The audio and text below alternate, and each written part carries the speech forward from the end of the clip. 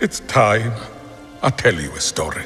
A story of a cub, not much bigger than you. So just to be clear, we're not in this story? There's a lot of stories with all of us. Tell one of those. Long before they became legends, Mufasa and the prince who would come to be known as Scar became brothers. Hello, what's your name? Mufasa. I told you to wait for me. We can't just leave him here. Rules are rules, Taka. The king will never accept a stray. I'm not a stray. I'm just lost.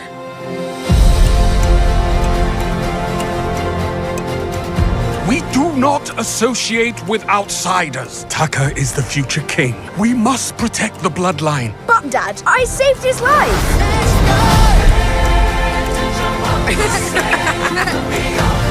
I have a secret, Mufasa. I always wanted a brother. I always wanted a brother.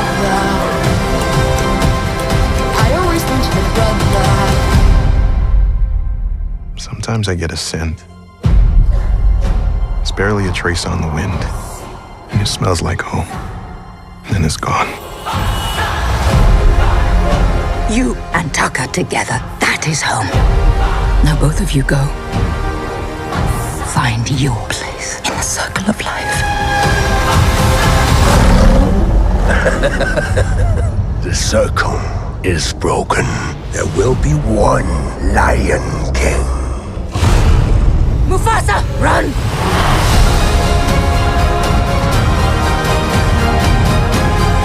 We must fight together. If we fight, we die! Just to be clear, I never signed up for this! I'm here to protect you, my brother. Mufasa! This was a bad idea! We're alive! I did it! I saved us! You were saying?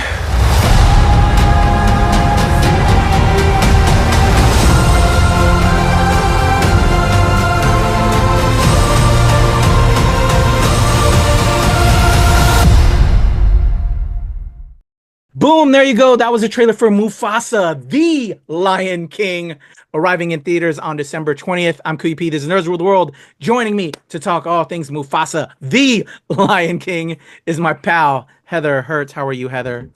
I'm good. Well, I'm not good, but you know, it's sicky season, y'all. Keep your kids at home if they are sick. Don't take them to places like school, the playground, or a screening, movie theaters. I'm just saying that goes for you too, not just kids. Like, yes, if you're sick, you can stay home. The parents have the ultimate responsibility to be making sure their kids don't infect other people.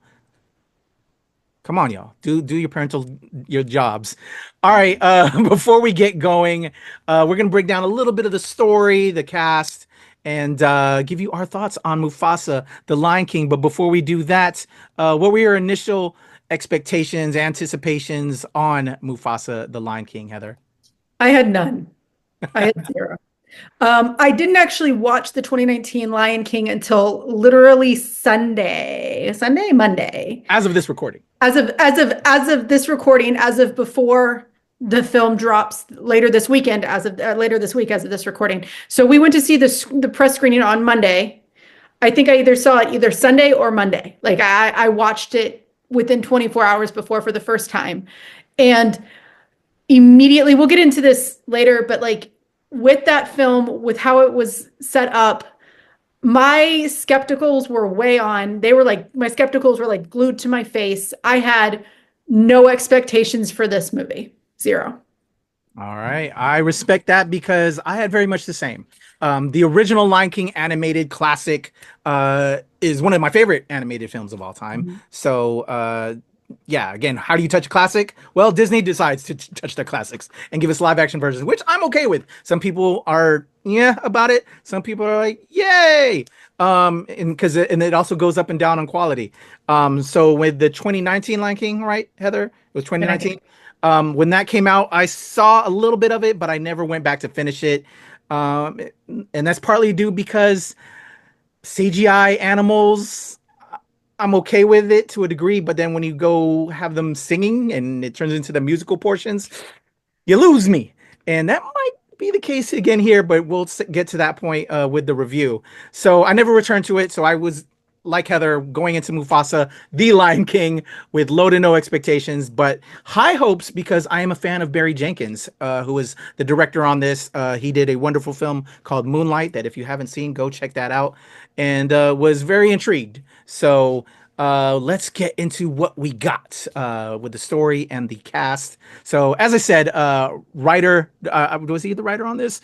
Scrolling back up. No, he was not. He was just directed. He just directed. The writers on this are Jeff Nathanson, Linda Wolverton, and Irene Mecki. So those are your little bit of the writing team there. The stars on this, I'm gonna give you the cast stuff before I get into the story. We have Mufasa this time being portrayed by Aaron Pierre. Shout out to James Earl Jones, rest in peace. Real quickly, the opening of this film, they give a nod to the wonderful James Earl Jones. May he rest in power, because man, there was nobody like James Earl Jones. So rest in power to him. But Aaron Pierre is the new Mufasa. We have Taka, played by Kelvin Harrison Jr., Sarabi, played by Tiffany Boone, young Rafiki, who gives us the story in this, played by Kagiso Lediga. Kiara is played by, now introducing Blue Ivy Carter. We'll get there. I'm sure Heather has a comment on that. The daughter of Beyonce and Jay-Z. Preston Nyman plays Zazu. The older Rafiki, John Kani. Mads Mikkelsen plays Kyros. Billy Eichner, Timon. Seth Rogen, Pumbaa. Thandiwe Newton as Eshe. Lennie James plays Abasi. The amazing Keith David as Masigo. I really was like, no, that's Keith David. You had to get Keith David in there. Have James Earl Jones. That was Keith David. You have to have Keith David. Love him as Masigo, and Anika Noni Rose as Afia. Donald Glover played young Simba, and young Taka was Theo Somolu. Beyonce was also there as Nala, as the younger voice, and I think that's about it. There's a lot more cast and crew, and again, as we always say, it takes a village to make a film. So respects and flowers to everyone involved with this, and especially with a CGI animated film, that's even longer. If you don't know, it's even longer because there's so many animators, so many hands in the pot when you create a animated production. And I don't think they get enough respect in that vein. So definitely respect to all of the animators, along with the cast and crew of this project. So the story of Mufasa, the Lion King. It is a prequel of sorts to what we know from the Lion King. But this film does take place after The Lion King, because we start with now Simba in charge of the pride. We have young Nala, the daughter of Simba, and we have older Kiara. We have Kiara. And we have Timon and Pumbaa all in there. And we have Rafiki telling the tale of her grandfather, which is Mufasa, and getting that story that happened pre-Lion King. So it's an origin story, though, to just come off of that. So we have that opener. We're following up from the last film. We're telling this tale of yore, and we see young Mufasa with his family until this tragic. It's kind of like a deserted time in the Pride Lands, but waterfall happens, and this stream of water takes young Mufasa away from his family. He then gets adopted by Taka and his family, and we have Eshe, who kind of adopts him as well into this new pride, although the head lion is kind of like, I don't know about all that, because he wants to keep it just central in the bloodline. But we have that now evolution of young Mufasa growing up with an adopted family. But then we have these white lions that come into their area that now want to reclaim everything for themselves. So this now leads Mufasa and Taka on their own to then come back and battle. Well, they're now kind of being hunted from these pack of white lions. So again, origin story of just, we're following Mufasa's journey from a young cub to an adult lion, and now having a new adopted family. And I don't want to spoil things from there, but basically, you know, these new adopted brothers now have to come together. Oh, which is my background. I just realized that. I did that for a reason, and there you go. There's young Mufasa and young Taka. If you don't know, Taka over here becomes Scar, and as you can see from the shadows, the reflection in the water. Yeah, that's we're getting the origin stories, y'all, which then leads into the Lion King, and yeah, it's great story overall there. I'm not going to get into the review portion because, again, we're getting this tale, we're getting this origin story, but because it's Lion King and because it's Disney, so there's a lot of music in there. And we have doing the music, who I didn't give a nod to earlier because I wanted to tie it to this part, is Lin-Manuel Miranda, who we all love from Hamilton and some other projects out there. But now to get into the review portion, for me, I'll lead us off, Heather. I enjoyed every part of the film, and you gave a key point in our initial thoughts coming out of the screening. Everything but the music. And it's such a sad thing to say because I think we all love Lin-Manuel Miranda, but he didn't give us bangers. He gave us some duds. And when we got to these musical portions, it took us out. I'll speak for myself. It definitely took me out. And I tried to give it its way, but it just told me, you know what? I can get down with these animated live action films, but when you have a lion singing or bird singing or Timon and Pumbaa singing, I get thrown off, which is weird. I don't know. Because I do, you know, what you just had me thinking, like, didn't Paddington sing in some of his stuff? Like, I can get down with a bear singing, or I can get down with other type projects, but this one being so realistic in its setting, I don't know. It just was totally off for me. But I did enjoy the film. There's some lag points, and I would probably have shaved 30 to 45 minutes off of Mufasa, The Lion King. And again, the tracks just weren't there for me. I'm done blabbing, and I gave everything there. What are your thoughts, Heather? The first thought is you said no spoilers, and then you immediately told everyone who Taco was. Well, they look in the reflection here. I know. I'm just giving you crap. The poster did it. I was like, I just got spoiled by the poster. I didn't realize the poster spoiled it until just now. Oh, that's okay. It's all right. It's really cute though, because you know it's supposed to be a lead-in. If you are a child and you want to be surprised, or if you have children, don't let them watch this. Don't let them look at the poster because it's that build up to the story. My opinion is I don't want to hate on the soundtrack. There were some good songs. There were some better songs. The problem is that 30 to 45 minutes would have been the music. If you had scrapped the fact that this was a musical, I think it would have done really well. I honestly would have eaten my own words if the music didn't absolutely interrupt. It was disruptive. It took you out of the story. And once again, I'm not hating on the music. I'm not hating on the creative side. It is a lot of work to make music. And yes, it is very, just as a heads up, it is very God, why am I words. dying? What are words? No worries. It is very Lin-Manuel Miranda-y. It is very, very him. But the music did not mesh with the film. That's the problem. It did not go with the flow, causing a disruption. And I think that this movie would have done better without it. I really do. The story was pretty solid. The main reason that they can get away with not having Mufasa or Scar with their, you know, grown-up voices that you hear in the 2019 film is because these are adolescent lions. As you can see, they don't have their manes yet. So like they're adolescents, they're younger. It's nice to see a progression of them growing up. It's a really heartfelt story about what family is and how you can define it in many different ways. Like you can. A brother is not just somebody by blood. A brother can be someone that you meet along the way who becomes important and integral to your life.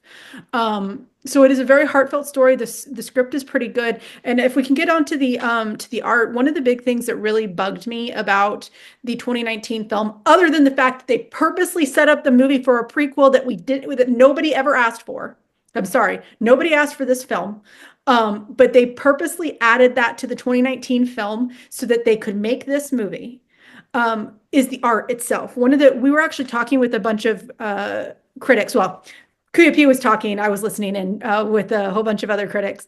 And one thing that that people were talking about is what was really detrimental potentially to the 2019 film was that they were using real animals, even though they were digital. They were using real animals and they were making them talk. They were making and real animals. One of the things about evolution for humans is that we have evolved our emotional our physicality to provide emotion in our words and in our statements. And animals, it's not saying that they aren't emotional, and my cats make faces and I know exactly what they're trying to tell me, but they don't have the wide range of emotions that are needed to tell a story. We have gone a long way even though it's been a very short time, we've gone a long way with graphics since then. And they also seem to allow a little bit more of an animated style with this. So it kind of evened out. There's still not a crap ton of emotions because they are still supposed to be real lions. But there is more emotion. It feels more natural that they're speaking. So with that in mind, trying to keep to some positives, the art and the story for this film definitely outweigh the 2019 film. And once again, if it wasn't for the music, I would have happily eaten my own words when it came to my skepticism for this film. But the music, there were times where it was so like I would not be surprised if some people walk out of the film because some of the songs are just so strange in the movie. So yeah. I wanted to love it more. But I still enjoy the film. I would still recommend the film. But yeah, there's just it's long, and then just the music throws us off. But also an interesting thing you brought up, Heather, when we were recording our initial thoughts. We saw this film in IMAX, and I love seeing films in IMAX. I love the big screen, but there is something that you pointed out that I noticed in some of the other critics when I was having that conversation with the other critics. They noticed it as well. Can you speak about how this film in IMAX affected you in a different way? So one of the really great things about IMAX, and people who have motion sickness can say this too. This is what the way I brought this up is it made me a little sick. I have bad motion sickness. I do need to still send out those park reviews. I'll give them to you. I promise that it's a lot of editing. But so when I go into an IMAX film, I have to be prepared to potentially get sick. Like I got sick in Interstellar. Like that's just how life works. But that doesn't mean that we shouldn't go see it. This movie, Mufasa, was made for IMAX. It was made to be seen in IMAX. The problem is that the imagery almost couldn't keep up. There is a moment right at the offset of the film. We are literally going into the beginning of the movie and everything is blurry. There is another moment where we are at Rafiki's tree, not going to say when, not going to say where, not going to say why, but we are literally spiraling underneath the tree, and it was so blurry, it was so disorienting, the images could not keep up enough with IMAX settings that I almost vomited. It was terrible. I don't think you and I have ever, like in the time that we've been talking, I don't think you and I have, Kuyapi and I have ever said, don't see a movie in IMAX. We're usually the type of people that are like, this is in IMAX. We aren't the type to tell you to go spend money on a movie, but if you do spend money on the IMAX. That's the type of people we are. This is the first film that I will say, if you have focusing issues, and not like ADHD focusing, like if you have a hard time focusing, if you wear glasses, which a lot of people with motion sickness do, if you have motion sickness, I wouldn't suggest it in IMAX anyway, but if you have any of those issues, do not see this in an IMAX theater. See it in a regular theater. Yeah, agreed. And we weren't the only ones that experienced that, and which is interesting to hear. And as I've been becoming more acquainted with motion sickness and how I guess I'm getting older and it's affecting me now. So very important information. And thank you, Heather, because I'm sure there's others out there. We're not alone, and found out that amongst several other critics who experienced and felt the same way. So with all that being said, is it an enjoyable film? Yes, there's quality there. And I'm speaking for myself. But is there certain things that you may not like? Yes. For me, the music. So those are our thoughts. And Heather, do you want another final word? So the same, would you say the same for you? This movie is better. It is better than the 2019 film. It is not one we needed, but I am actually happy to say that it is a better film than the 2019 Lion King. The introduction, I'll save this for an after. If you want to hear what I have to say about the Blue Ivy situation, After the credits, I'll make a statement. I'll make a statement. Not to piss off fans. I love Bay, but we'll get to it. But this is better than the 2019 film in animation and in story. Just be prepared that be prepared. I'm not going to sing. You don't want me to sing. Be prepared for the music to just be odd. It's going to be odd for you. And if you dug it, you know what? Hit us up in the comments. Let me know what track, so I will re-listen to it again. Because we're music kids. We're theater kids. We love music, but So if there's a certain track you dug, let us know. Because I want to. I'll go in with it with new ears. I'll try. I'll take mine off and put a new set on. I already had a new perspective saying the very first song, the second song about the two brothers becoming brothers. And you actually see it a little bit in the trailer. That is a very cute song. And yes, once again, not saying that the music is necessarily bad. We're just saying it doesn't mesh. But that does not mean that some songs did not work. Yeah. The brother song was honestly probably the only one that really worked. And we'll say it sometimes takes a second listen. Mm-hmm. For us, our initial thoughts right now coming out of it, having only seen it once, it didn't hit for us. But, maybe a rewatch, we're like, oh, okay, now I connected with it a little more. So we shall see. There you go. Heather Hertz, I'm Creepy. This is Nerds Rule the World. Let us know what you think in the comments below. And stay till after the credits, because we might have a little something else to say, something a little spicy. So we're going to keep it to the end. We'll put the spice at the end. All right, y'all. Heather Hertz, Creepy, Nerds Rule the World. I am...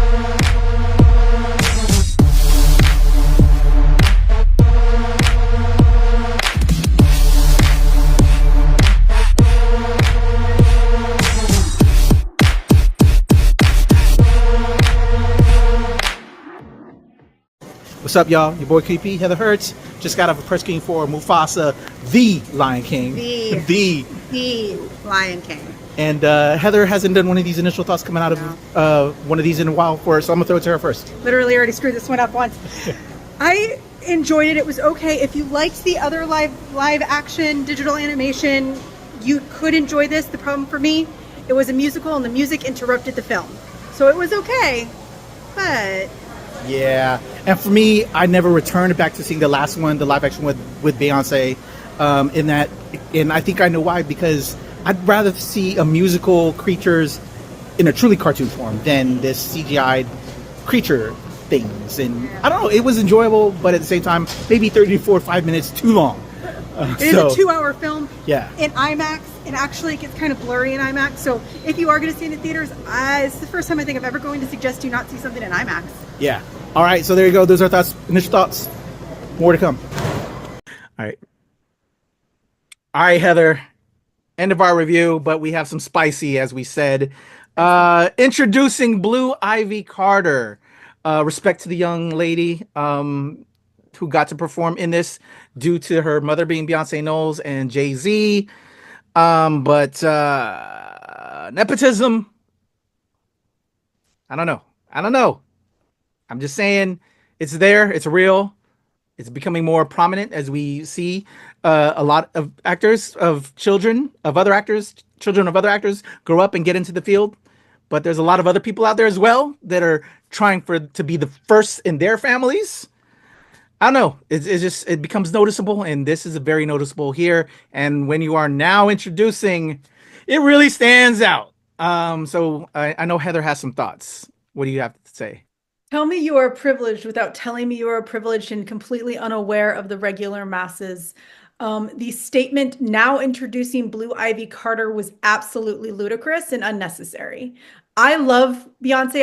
I'm excited her children are getting more involved in her work. That's not saying anything. I mean, we see it with Will Smith and his kids. Some of his kids have immense talent, and we've seen other nepotistic children with incredible talent. Where just to give you a heads up, we will definitely be talking about Bill Skarsgård in Nosferatu. Like, we will definitely be having that conversation.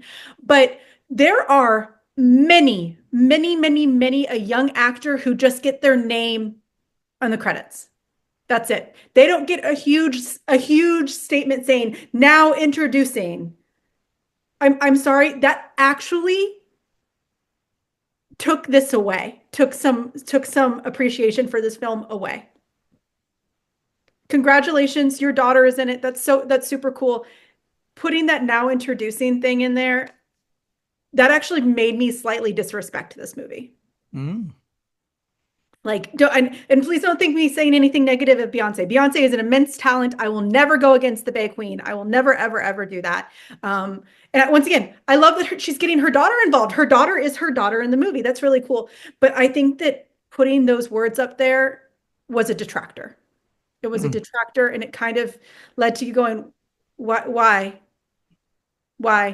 She did a wonderful job as Kiara. Why do we need to make her stand out more so than any other child? It was privileged, and it felt unnecessary. So that is my number 2 complaint after the music. It just felt unnecessary. I'm so sorry. It was unnecessary, Disney. Yeah, we know the Beehive is going to come, but again, they'll forget. We love her. We love Bay. Yes. We love Bay. Don't get us wrong. Yeah, we're saying that, but regardless, no matter what people say, and that's just internet and that's trolls. So again, respect to the Hive. We're fans, but we're also cognizant of everyone else and how everybody should be in regards to making a film. It's a village that makes the film, and when you see nepotism in Hollywood and you see certain things like this, it stands out. When you really want to stand and show that you're with everyone else. So, it would have been better in that regard. I don't know, because would I also say that if I was in Hollywood and I had my own child, we all have to make those decisions. But it's being just showing itself even more. And what is the wiser thing to do to show that you're part of a community with everyone else than to have a highlight like that?